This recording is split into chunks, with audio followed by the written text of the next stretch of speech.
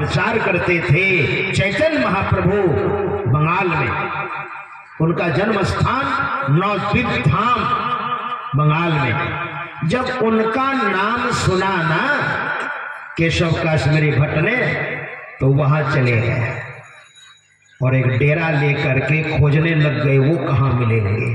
3 दिशाओं के विद्वानों को मैंने पराजित तो कर दिया, लेकिन इधर जब मैं पराजित कर दूंगा पूरब के विद्वान को, तो पहले चैतन्य महाप्रभु को हमको पराजित करना है।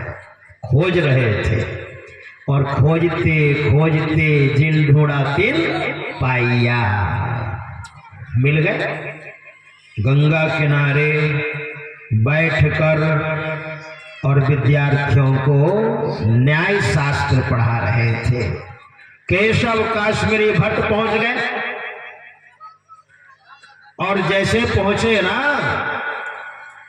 कहा तुम्हारा क्या नाम हुआ जी, पूरा हुंकार में, जबकि विद्या ददाति विनयम, विद्या का आसन विनम्रता है ना।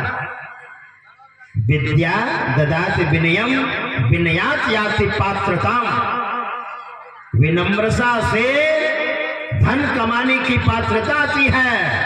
पात्रत्वात् धन मापनोति, और जब धन हो जाता है तो धनात् धर्म, और उस धन से लोग धर्म कार्य करते हैं, और धर्म कार्य जब होता है तो ततः सुखम, उनको सुख प्राप्त होता है। इसलिए विद्या अर्जन का मतलब विनम्रता।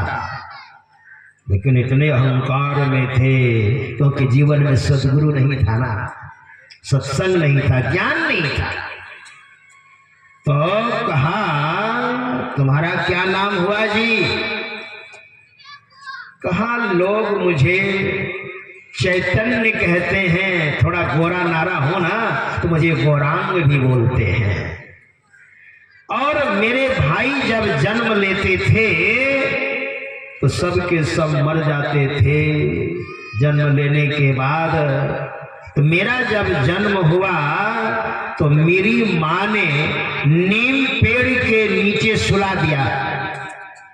इस तरह से कहावत थी कि वदंती थी कि नीम पेड़ के नीचे सुला देने के बाद डाइन जोगिन की नजर गुजर नहीं लगती है, इसलिए मेरा एक नाम निमाई भी है।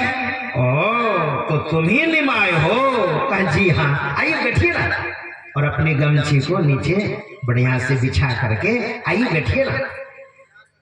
बैठ गए और कहा हो तुम्हारा नाम तो मैंने बहुत सुना है। आप नहीं, तुम्हारा नाम तो मैंने बहुत सुना है, कहो क्या सुनना चाहते हो? चैतन्य महाप्रभु ने कहा महाराज छोटा सा बालक हूं आपके सामने में, आप तो बहुत बड़े विद्वान हैं, आप तो महान हैं महाराज, आपके सामने में मैं क्या हूं? कुछ भी नहीं। क्या सुनना चाहते हो? चैतन्य महाप्रभु भीतर भीतर सोच रहे हैं अच्छा ठंडे पड़ जाओगे थोड़ी देर में, है ना। कहा हम गंगा किनारे बैठे हुए हैं, तो ऐसा कीजिए ना महाराज, गंगा मैया के बारे में ही थोड़ी चर्चा कर दीजिए।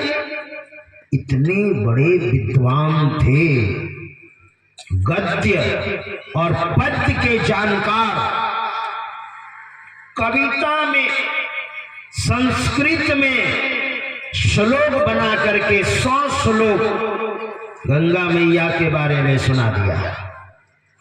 कहा सुन लिया ना जी? चैतन्य महाप्रभु ने कहा महाराज आपने जो सुनाया 100 श्लोक में, बताइए संस्कृत को किस तरह से उन्होंने आबद्ध किया, श्लोक का रूप दिया, और श्लोक का रूप दे करके गंगा मैया के बारे में वर्णन कर दिया। तो चैतन्य महाप्रभु ने क्या किया?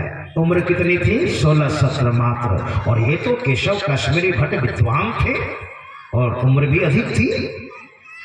तो उसी में से एक दो श्लोक को चैतन्य महाप्रभु ने चुन लिया और चुन करके कहा, महाराज इस जगह थोड़ी सी आपकी त्रुटि हो गई है। इस जगह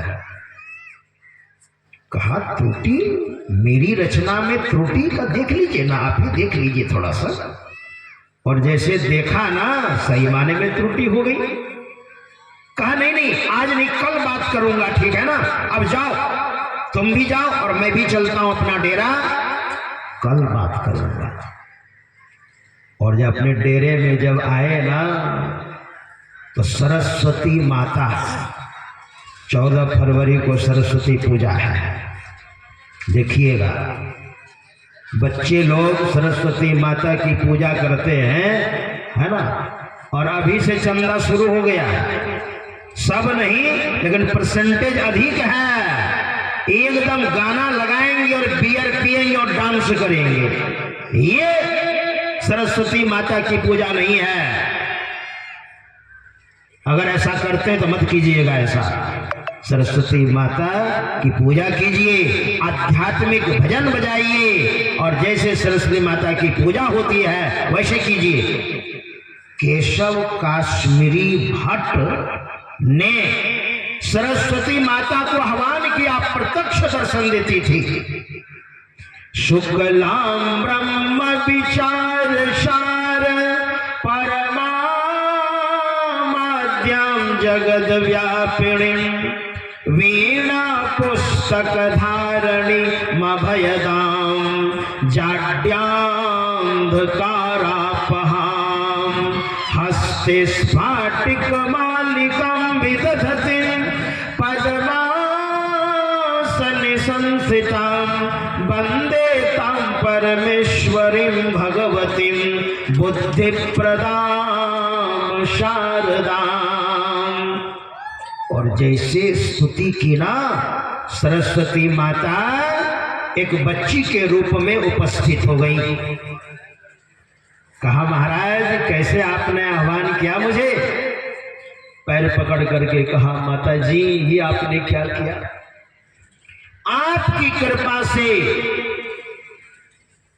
पश्चिम दक्षिण उत्तर तीनों दिशाओं के विद्वानों को मैंने पराजित किया, यानी आपने पराजित करवाया। और माता जी एक छोटे से बालक के सामने में मैं पराजय हो गया, ये माता जी आपने क्या किया? कल मेरी बहुत बेइज्जती हुई है, मेरी त्रुटि, उस छोटे से बालक ने मेरी त्रुटि पकड़ ली है।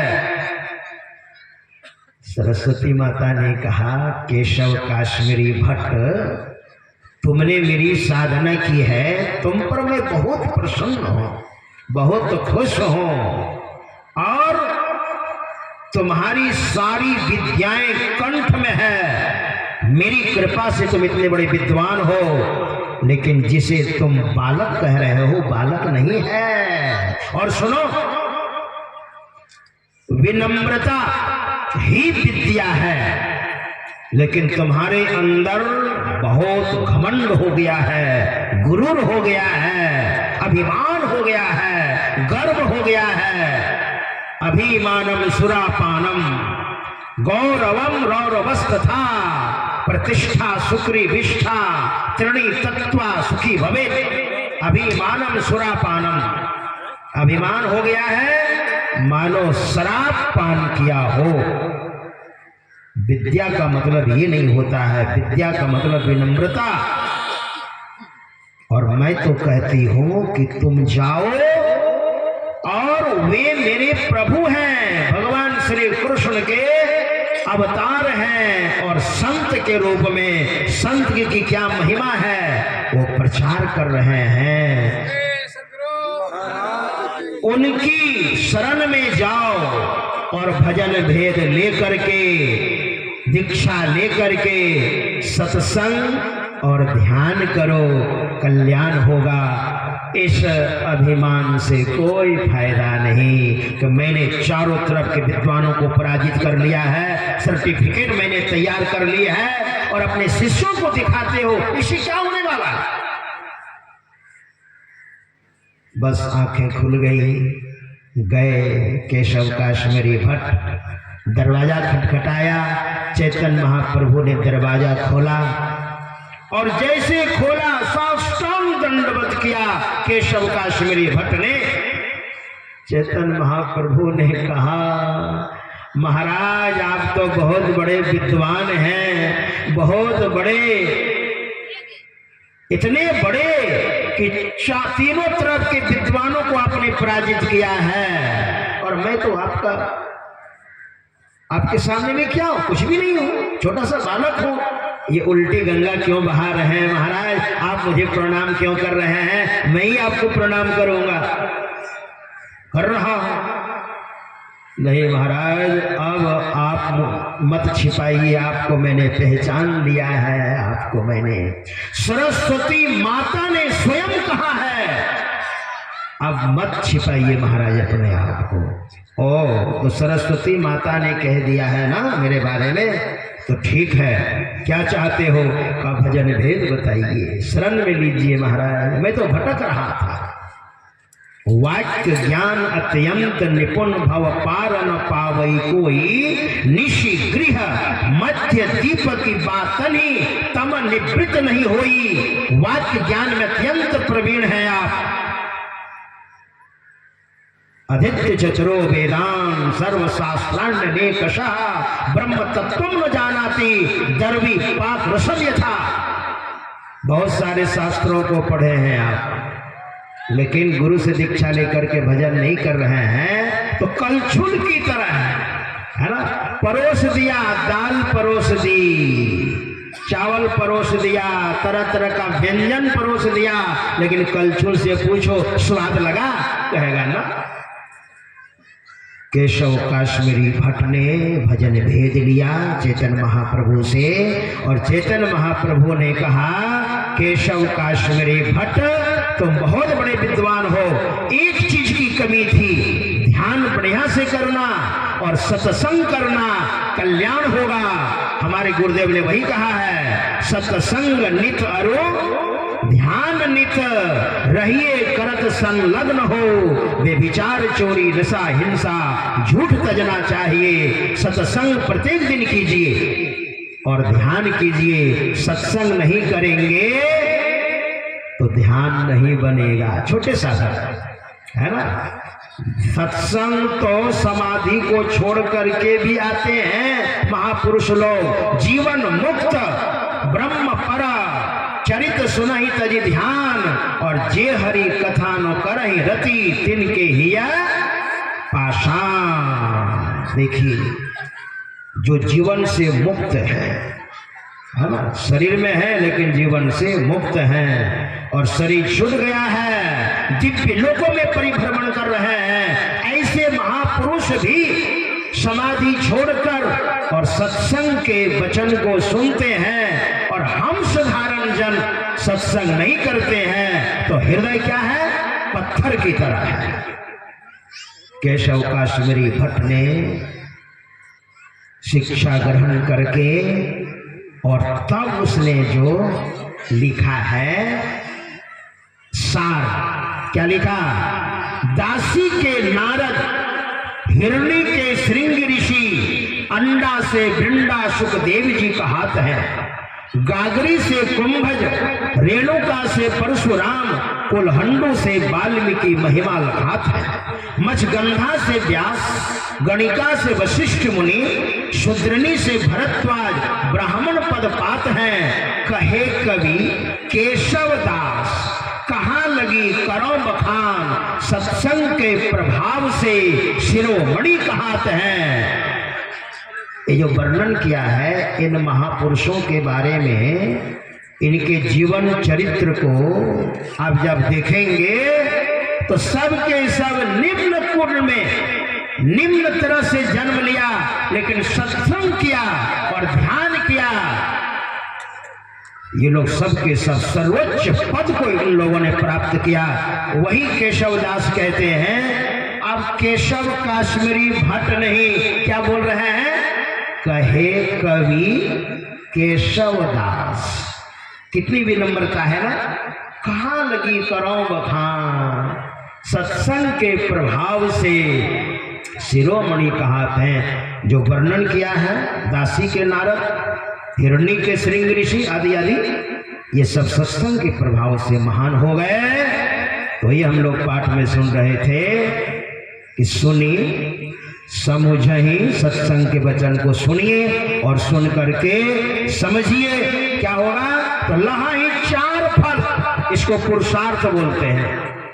अर्थ मिलेगा, धन मिलेगा, धर्म होगा, इच्छाओं की पूर्ति होगी और अंतिम में मोक्ष होगा। इसलिए सत्संग को जीवन में जगह दीजिए, आपका कल्याण होगा। और ज्यादा ना कहते हुए, क्योंकि रात्रिकालीन भी सत्संग होगा। श्री सद्गुरु महाराज जी की जय।